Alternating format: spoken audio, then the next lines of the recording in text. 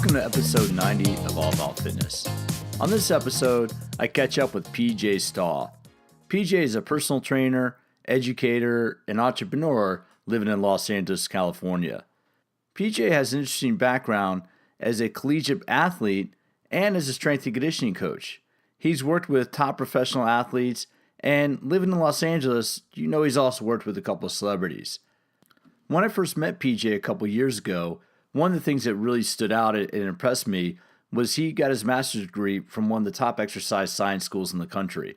So he's not just one of these people living in LA saying, listen to me, I train celebrities, but he has a very strong background in strength and conditioning and in exercise. In addition to his education, he also spent a couple years working with one of the top performance centers in our country, helping people prepare for their roles as athletes or in some cases as performers. On this episode of All About Fitness, PJ and I talk about some of the techniques and strategies that he uses with both celebrities and the everyday client. PJ also shares some insights about what celebrities do to attain their appearance getting ready for a film. But more importantly, he shares how you can apply some of those same strategies to your life to help you get the results that you want. So after a brief word from the sponsor of All About Fitness, it's an honor to sit down with PJ Stahl, entrepreneur, owner of Lockbox Gym in LA, California, and developer of Project Steel, a fitness program that can help you push past your limits. Just a little note, there's a little background noise that I couldn't get rid of with the editing software, but you're in store for an excellent conversation about how to use fitness to get the results you want.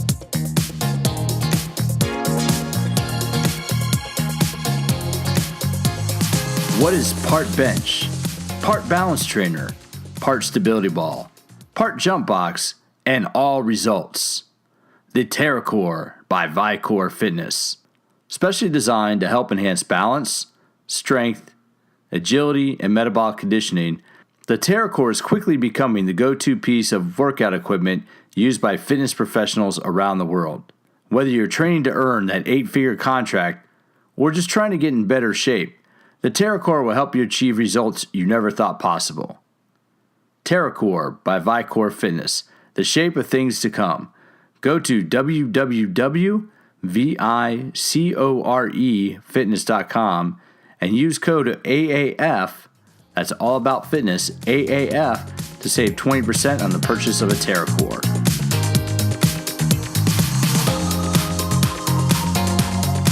My name is Pete McCall with All About Fitness, and I'm here today with PJ Stahl out of Los Angeles, California. PJ, can you give us a little bit of background about what you do in the fitness industry?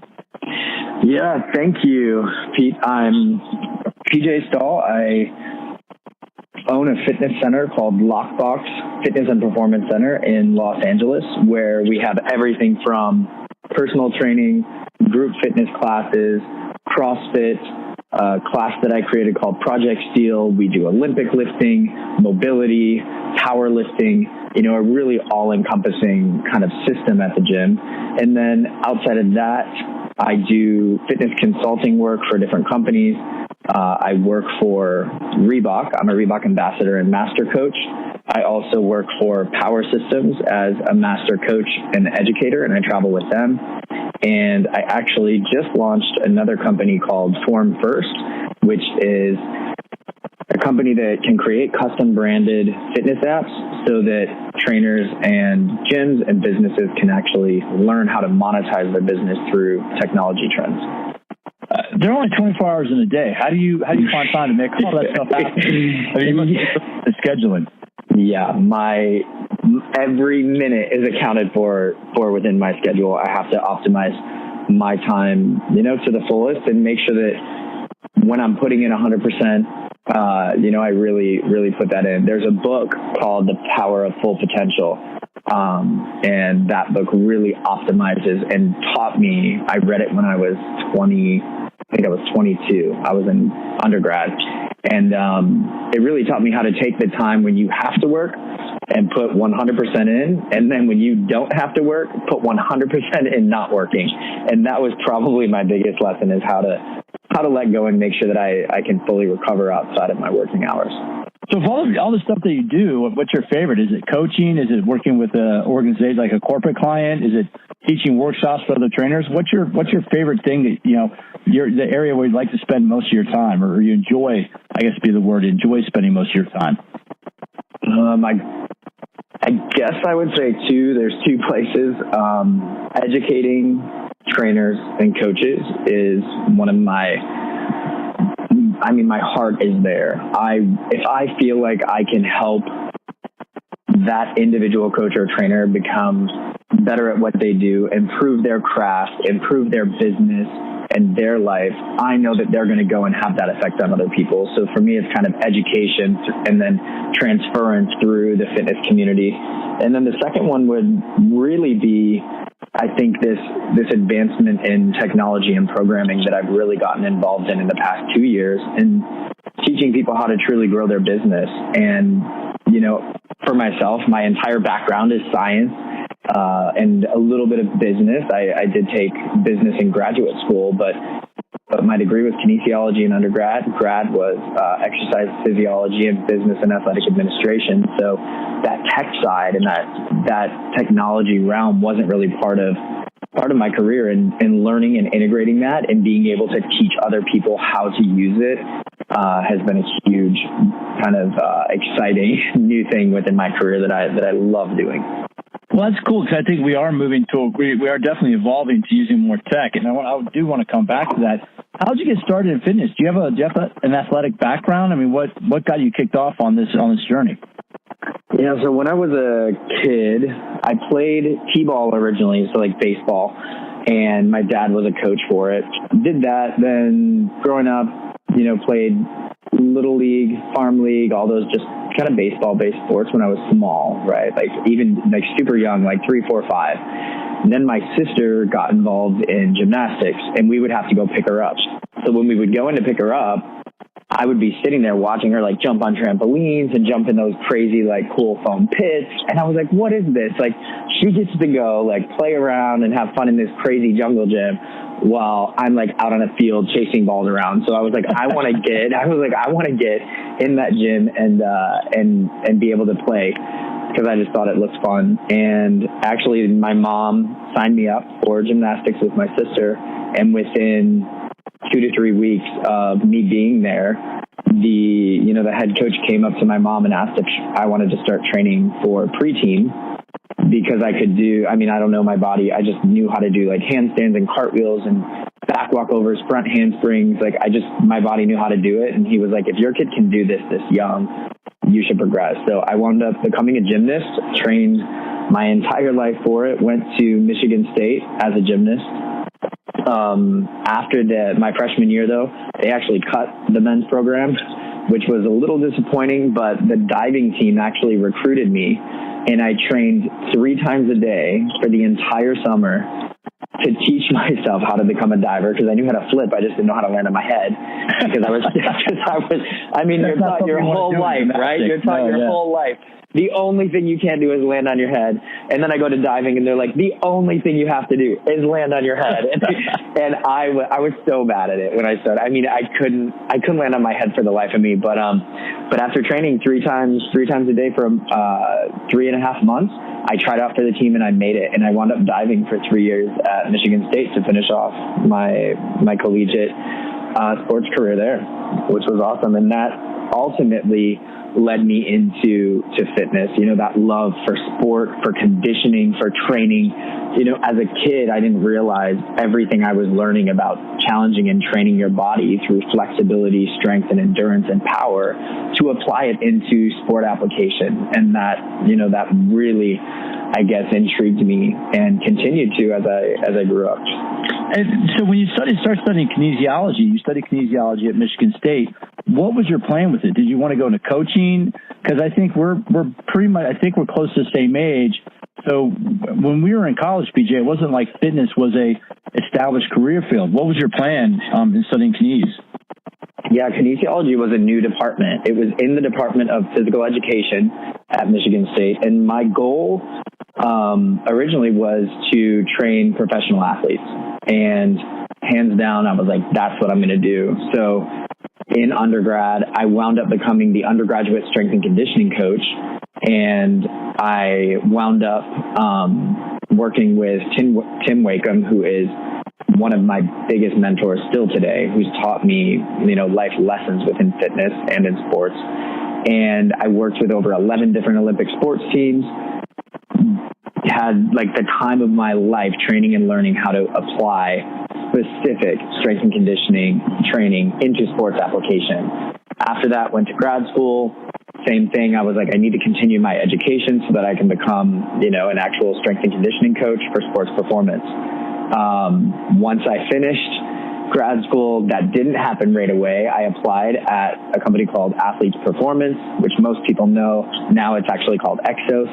But at the time it was Athletes Performance. I did an internship there, which was amazing. And they didn't have a spot open right out of grad school for me. A year and a half after living in Chicago, I got a phone call and they said, pick at any location where you want to go and what you want to do. We want to hire you. And I actually became a sports performance specialist for Athletes Performance. Oh, that's pretty cool. How long did you work with AP? I worked for AP for almost 2 years. That's how and why I moved to California. I chose the California location and worked there for almost 2 years. After working there for 2 years, as much as I loved working in sports performance, the crazy thing was I learned that my passion was actually working with everyday people and applying everything that I've learned, that science, that technology, and that sport application into everyday life and creating injury-free, happy, motivated people that are just, everyday, life goers. Well, and how would you describe, because those are two, I always like to use the analogy of a planet. Strength and conditioning for athletes lives on the same planet as commercial fitness, but I would say they're probably on completely different continents. How would you describe the difference between what you're doing with athletes, the strength and conditioning, and how the average person approaches fitness? So it's very, very true because the system behind everything is the same. When someone comes in, we do an assessment. I do functional movement screens with all my clients. We did functional movement screens with all of our athletes. We assess dysfunction, we correct dysfunction, and then we create for athletes, depending on what their entire goal is, but we create a goal plan based on performance. For my clients, I usually create a compound goal because there's usually an aesthetic and there's performance. And performance might not be, performing on the football field or, performing in a swimming pool, but it might be, doing a Spartan race, a Reebok Spartan race, or being able to, go on a bike ride with your kids or do a hike with your spouse, different things that are actually activities of daily living that become sports performance related, that they need to be happy and healthy and able to perform. And that same application of training, conditioning, and getting this person in the shape to be able to perform those tasks, I attack it in almost a pretty similar way. The intensity is a little bit shifted based on, power output. But other than that, typically it's pretty close to the same. Well, do you think that's been a big evolution in fitness in the last maybe 5 to 10 years? Is we seem to be training, like you said, the average person. We seem to be applying these elite strength and conditioning principles to them. Is that a trend that you've noticed? Yeah, I've definitely seen it. I feel like with the progression of learning more about dysfunction and having within really the technology world and the availability of learning from physical therapists, learning from Gray Cook, learning from mobility experts like Kelly Starrett, and having the ability to really see and assess dysfunction to correct it, I think is now becoming a standard protocol within, personal training and coaching. The clients and members at gyms and studios, as opposed to it only being limited for fitness professionals. Yeah, I think it's really opened up with that. And is that what you do? I mean, in your gym in LA, what type of people do you train there? Who do you see coming in there? Like, who's your most frequent, most regular member or customer? We have a range. I would say our biggest demographic is going to be 32 to about 45. 32 to 45. We skew a little heavier towards men. I would say it's about 65% men. And we, within that demographic, a lot of our clients are mixed.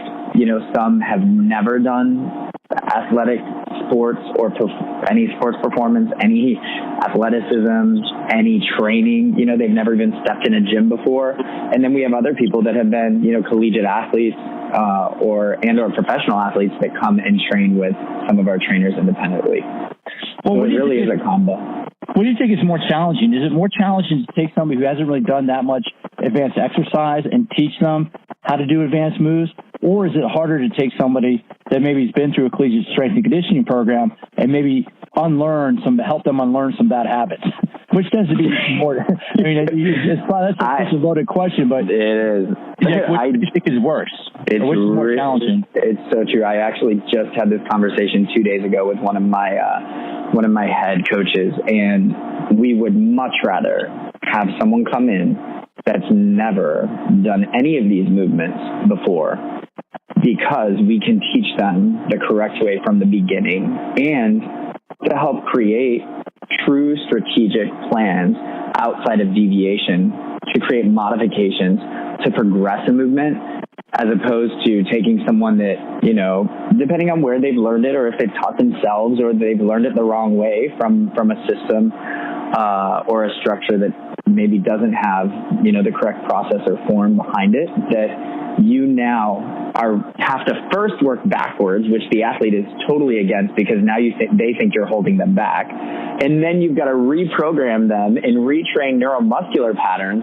And not only that, but sometimes there's imbalances that have been created that now you have to fix before you can reprogress them. So for me, I'd much rather take a brand new athlete that's never done anything and start them fresh, build them up strong from the beginning. And I think the reason why I asked that, I would agree in my experience, the reason why I asked that, PJ, is in case any of the listeners are out there, they hear us talking about this stuff, which might be advanced. And I think sometimes people tell themselves they can't do it. Oh, that's not for me. They might see really hard workout going on. They might tell themselves, they might have this story in their head, they're not an athlete. But in your experience, doesn't everybody have some inherent athletic ability? They just have to discover it.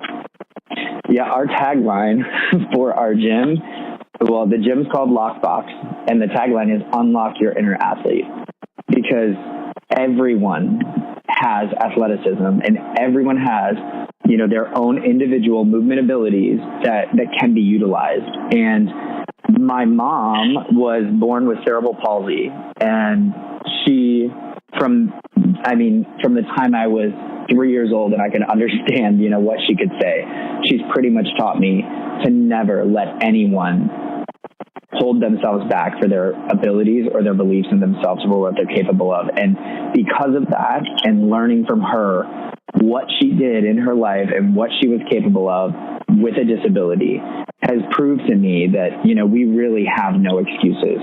And that's really what I stand by within the gym. Well, I think for people out there, I think a lot of times people tell themselves what they can't do. I can't do this, or I can't do that, instead of focusing on what they can do. What happens when somebody starts realizing that they can be an athlete, or they can train doing this, doing these athletic movements? Yeah, it's really astonishing to kind of see the development of movement patterns. And with everyone in all of our classes, we do all body weight movements first. We do all patterns, all pushing patterns, pulling patterns, squatting, lunging, deadlifting, hinging. We go through all of those with body weight only. And then we progress into the pattern with a dowel, just a PVC pipe. But every single member does it. We don't skip over any movements for anyone. You only progress when you're ready to. So the cool thing is to see the athletes, that have just started a couple, they're only a week or a couple days in, and they're starting to learn and see the progress, and they're watching everyone, but everyone's doing the same thing, right? We all use our body, then we all use our dowel, then we can go to a training bar, then you can go to a 35-pound bar, then you can move to a 45-pound barbell. But but everyone does the same progression. So no one really feels like they're behind. They just feel like they're in the next step to their own personal progression, because that's how it should feel. It should feel customized to them. And when they get to progress and get to move on, and they feel like their function and the coach's approval to move to the next step, no matter what the movement is extremely exciting, because we get that feeling of performance again. We get that feeling of progress and learning. And sometimes I feel like within life now, we don't have that opportunity to be challenged and to learn new things.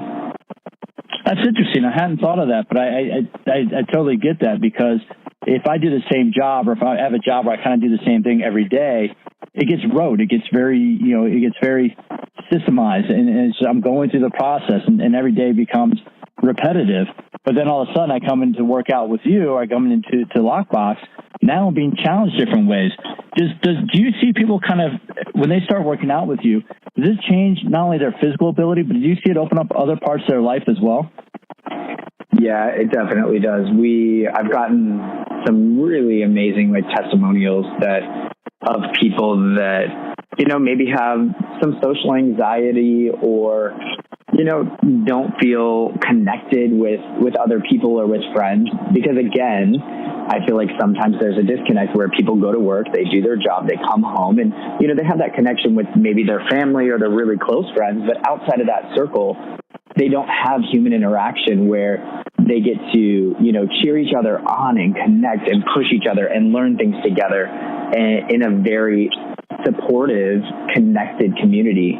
And that's really the biggest thing, is that people feel like they have a community that supports them. My little brother, this was probably the best story that I've heard. And this wasn't specifically at my facility, but it was a CrossFit facility in Mount Pleasant, Michigan. It's CrossFit worthy. They're amazing. But he went in there, and, he felt like it was the first time that he really had 100% support from everyone within the community, no matter what. Because he was like, even if I wasn't the most fit on some of the cardio movements or gymnastics movements, I felt strong on some of the strength stuff, and they never judged me for anything that I wasn't good at. They only saw it as potential to become better, and everyone supports you through it, which is huge within the CrossFit community. And I think that's, listening to you say that, one of the things I've really noticed of this, the last few years of this high intensity, whether it's CrossFit or other types of high intensity programming, is I see PJ, that once people learn some of these complex lifts, or once people maybe start deadlifting who've never deadlifted before, doesn't that give them some kind of self-confidence? Don't you see the change in some people when all of a sudden they can deadlift 200 pounds, maybe 300 pounds?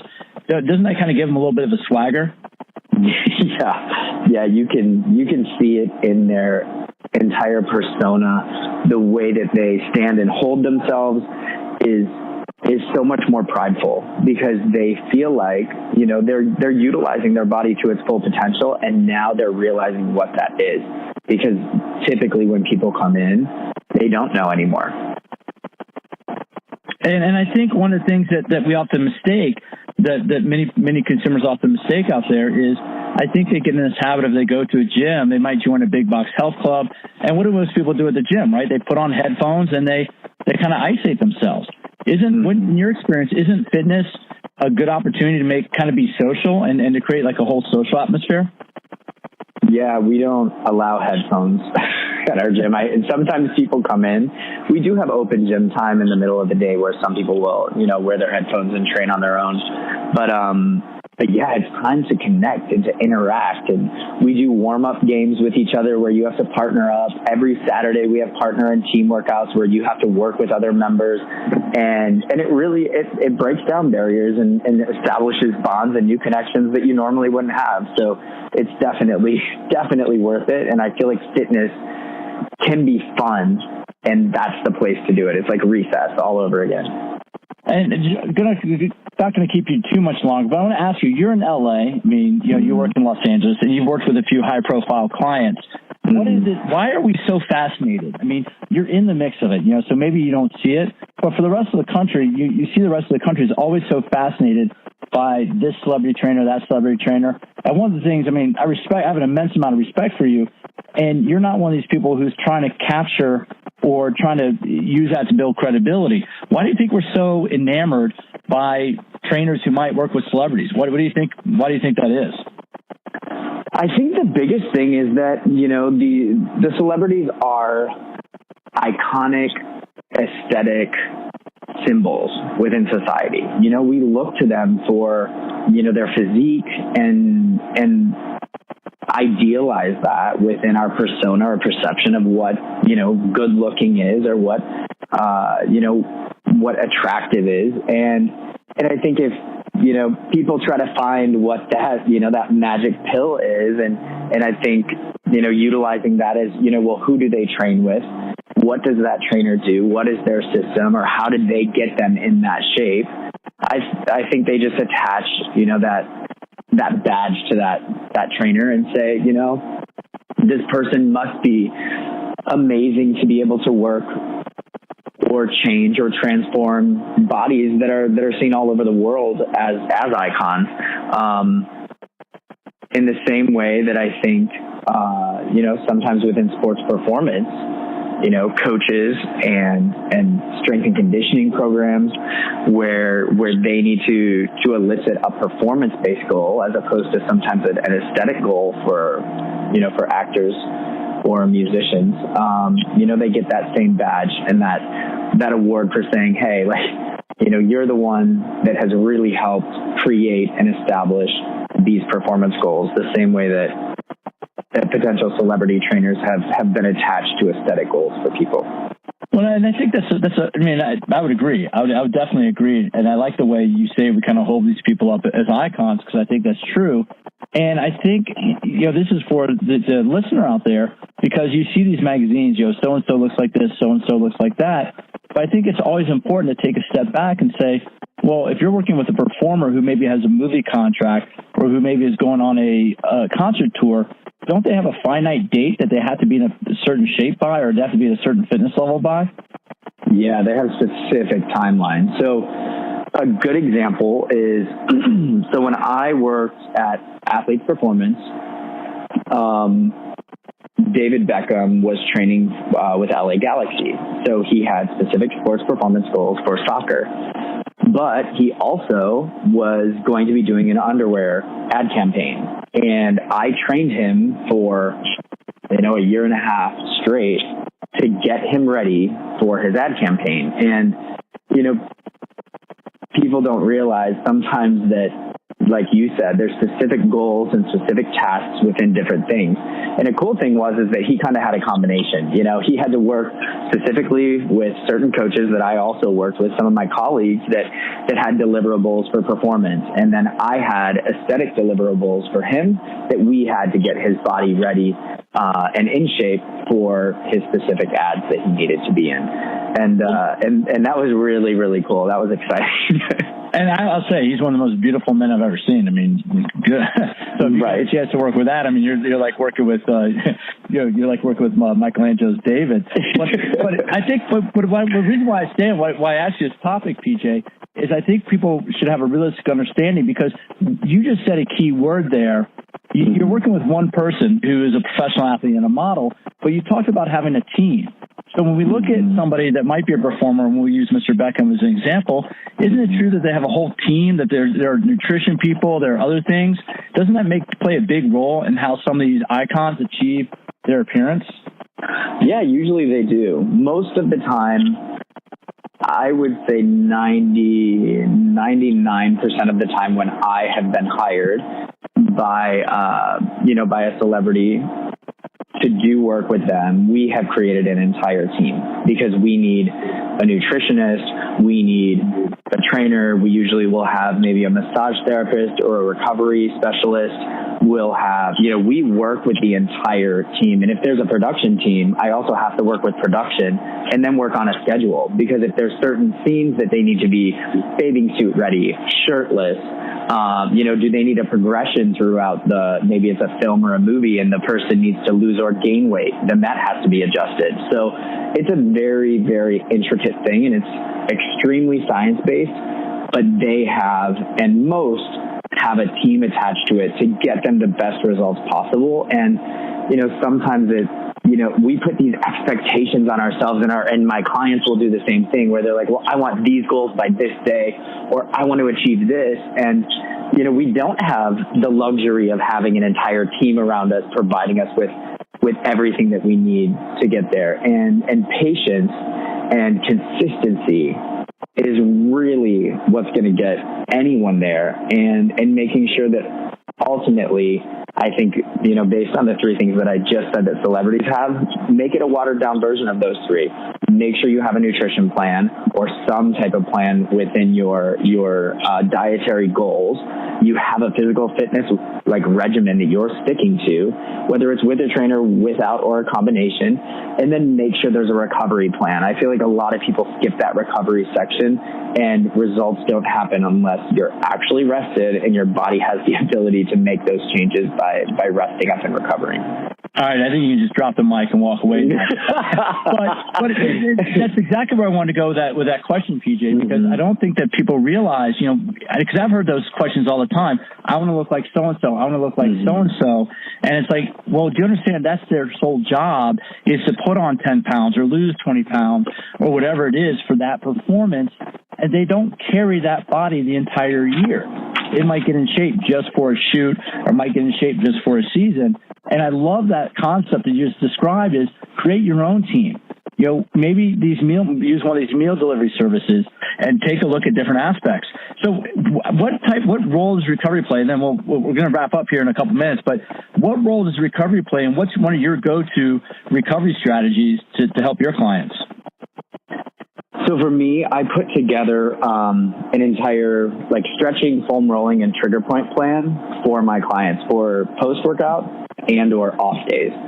So no matter what, there's not an excuse of why not to do it. It's just creating, like I said, a simple solution to make sure that there is some type of recovery. I've also recommended doing, cryotherapy, which is using a nitrogen chamber that pretty much kind of freezes you, for lack of better words, right? It's like that fire. But it's super short, and it's a lot easier and quicker than, or at least for me, I don't like doing ice baths or cold showers. I would rather just do a quick, 2 to 3 minutes in the cryotherapy and be done. But typically foam rolling, stretching, trigger point work, and potential, custom work with a massage therapist every once in a while will really help the progress and limit potential overuse injuries or compensations that'll happen because of muscular imbalances. Now, when it comes to high-intensity training, we know that high-intensity training is good. Can people of any age do high-intensity training, and how often should they be doing it, in your opinion?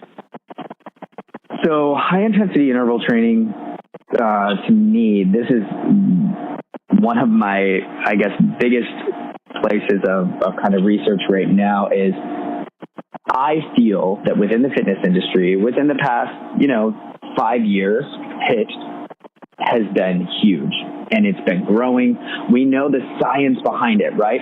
To get the aerobic and anaerobic changes that can happen within your body, the fastest way with the shortest amount of time is through true HIIT training, where you're going to hit a heart rate range that's high enough to push you past, a peak potential, let's just say 90-ish, maybe above. And then you give yourself full recovery where your heart rate will actually come down to a recovered state before you go again to reach the full potential within what this is.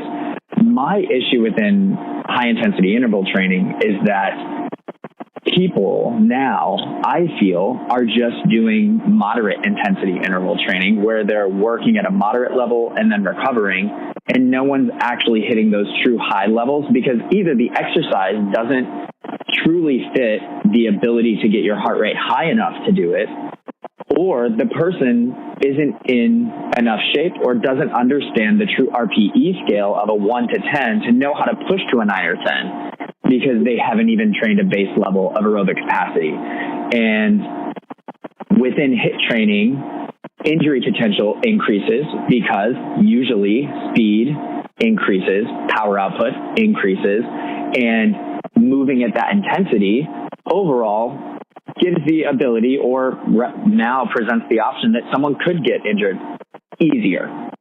Outside of that, I recommend, that people do high intensity interval training with true HIIT protocols and standards of hitting those high ratios of heart rate ranges, usually 2 to 3 days a week.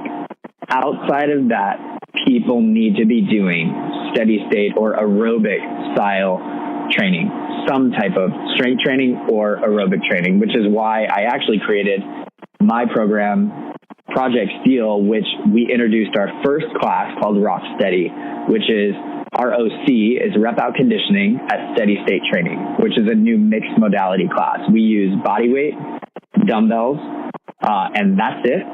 And we've created a new aerobic training class to get people back into steady state training.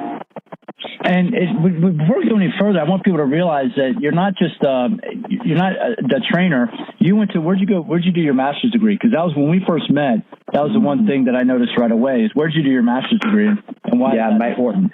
My master's degree was at Ball State University, and they have one of the leading exercise physiology labs in the United States. And the testing and protocols and standards that we had to do within my graduate program were extremely intense, which was great. I mean, that's why I chose that school. Well, and I just wanted people to know that because, as soon as you told me you went to Ball State, I knew that you had some serious chops behind you. And I don't, I just want listeners to be aware of that. So the Project Steel, because you're getting ready to roll this out for kind of put it out in a big scale, how can people find out more about it? So we have a website called projectsteelfitness.com.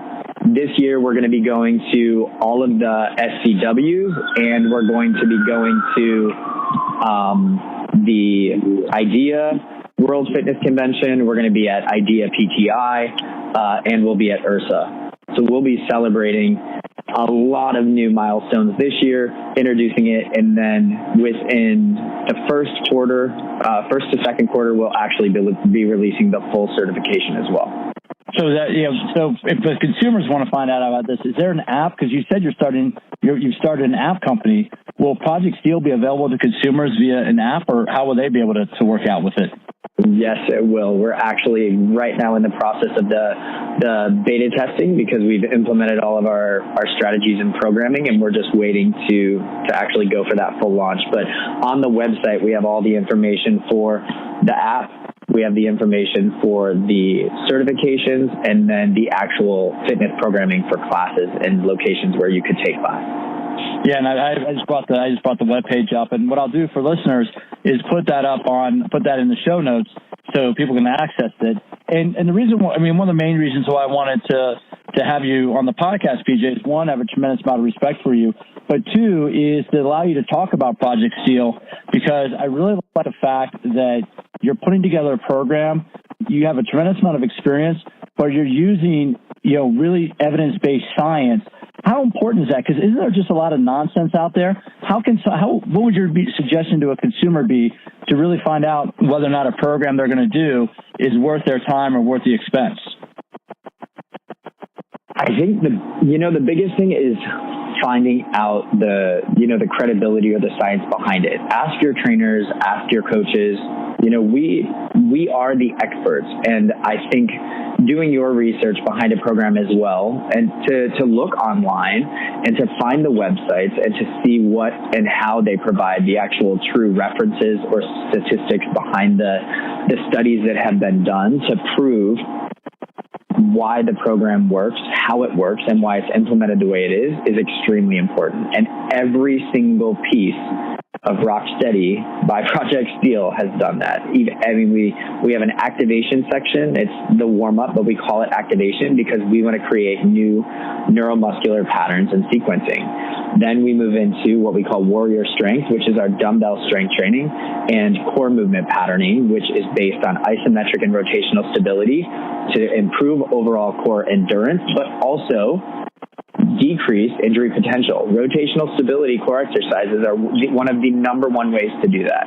After that, we go into what we call the Rock Your Arc section. It's rep out conditioning for your accumulated rep count. So people are trying to accumulate as many reps as they can work as hard as they can with body weight movements only, within their own intensity, maintaining that steady state heart rate through to the end. Then we go into a reset where we bring your heart rate down for recovery, and then we move into essentials, which is dynamic and static stretching to get full recovery and hopefully maximize those benefits for mobility at the end.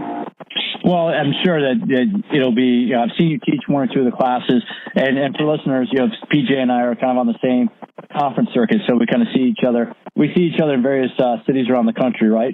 Yep, every time we travel.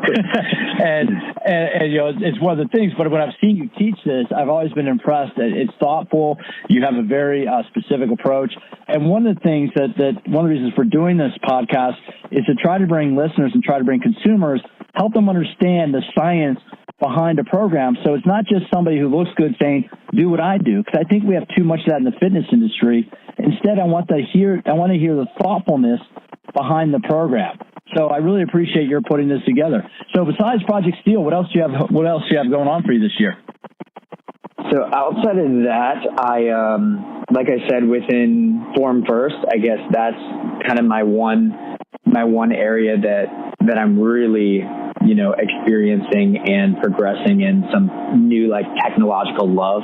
But that entire company is going to be launching again within this first quarter. We have been doing full beta testing and we're ready to officially launch, which is exciting. But the best way to describe it is if you've ever heard of or utilized Squarespace, right? It's like a white label website company where you can come in, you can put your own pictures, your own logos, custom design things, change out things, and nothing represents or stands for the other company. So people can come in and create their entire fitness-based app, whether it's for a personal trainer, like I said, a gym, a yoga studio, a physical therapist, and they can actually utilize every function to create their own structure, their own format, all of their own branding, their logos, their videos. You can insert all of your own custom content, and we don't have any branding on it. It's all for you. That's the best way possible. It's amazing. I mean, I could talk for another hour on it. Well, I might have to wrap it up. I'll have to track you down and ask you about that. I might be doing something for that. Well, if people want more information on Project Steel or want to be able to follow you on social media, what are your tags and where can they get the info? So everything that I do, kind of all of my ventures are all combined within my website, which is PJ Stahl, PJSTAHL.com, my website. And then my handle on Instagram and Facebook is all at PJ Stahl. For Project Steel, it is, the website again is projectsteelfitness.com, and it's the same for all social media. It's at Project Steel Fitness. For Form First, the fitness app company is formfirstapps.com. And then for all social media, it's at formfirstapps, APPS. Okay, great. Now I'll have all that listed below down the show notes. So listeners, if you want, I have a tremendous amount of respect for you, PJ. I think you're one of the people we should be paying attention to in the fitness industry because you are an established veteran, but you really have a good idea about what you're doing and where you're going. So I want to say thank you for your time, and I appreciate what you're doing for us. Thank you so much. I can't even describe to you how exciting it is that you asked me to be a part of this podcast and to hopefully help spread some more information and insight within the fitness industry and where it's going.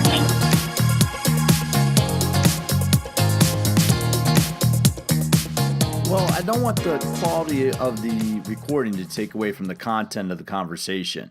As you can tell, PJ is someone who is, well, number one, he's really busy. Running a studio, starting a couple different companies.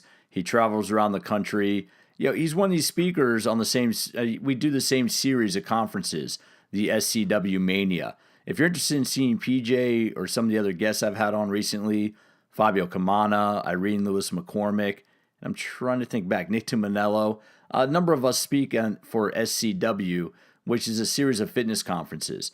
You don't need to be a personal trainer to take these. If you just want to learn more about fitness or just have a fun weekend geeking out on fitness stuff, you can definitely check it out. You go to SCWFit, scwfit.com for details. Anyway, that's how I've gotten to know PJ. We first met a few years ago. I did a little project in LA with him, and we've just stayed in touch. He's one of these people I bump into, and I always appreciate the chance to speak with him. And it was really fun to talk in depth with him and hear a little bit about his background. I knew he'd been an athlete. I didn't realize he had been a diver in college, and I knew he had worked at a pretty high level. But Athletes Performance, where he started working out for a couple of years, AP is really one of the top performance training centers, not only in the country, but internationally. They have, now that they're Exos, they have locations around the world and work with some of the top national teams in the world, including Germany, who won the last Soccer World Cup. But the good thing is what PJ is doing is he's taking that knowledge of how to work with top performing athletes and applying it to the average person. And that's what Project Steel is. So I'm going to have a link down to Project Steel in the show notes. Also, one of the companies that PJ works for, a company called Power Systems, sells commercial fitness products. And if you're interested in getting equipment for the home use, medicine ball, some resistance tubing, I've always recommended this to clients. I really recommend going to a company like Power Systems because they make it for commercial use. If you go to a sporting goods store and get a piece of equipment there, the consumer quality equipment just isn't made to the same standards as the commercial quality. You might pay $1 or $2 more for the commercial quality equipment, but it's made to a much higher standard because it has to survive the repetitive use in a fitness facility. So I'm going to have a link down to Power Systems as well. So if you're interested in getting equipment for your home use, you can do that there. But it was fun catching up with PJ. It was great having that conversation. Hopefully it gave you a few insights into not only how you should be training just to move better, because exercise is movement. And it's funny, PJ's another one of these professionals. If you've listened to some of my podcasts, there's been a consistent theme with the number of the experts I have on here. We got to move better first before we can get stronger. Moving better is the foundation of any other type of thing we should be doing, any other goal that we should be doing in our exercise program.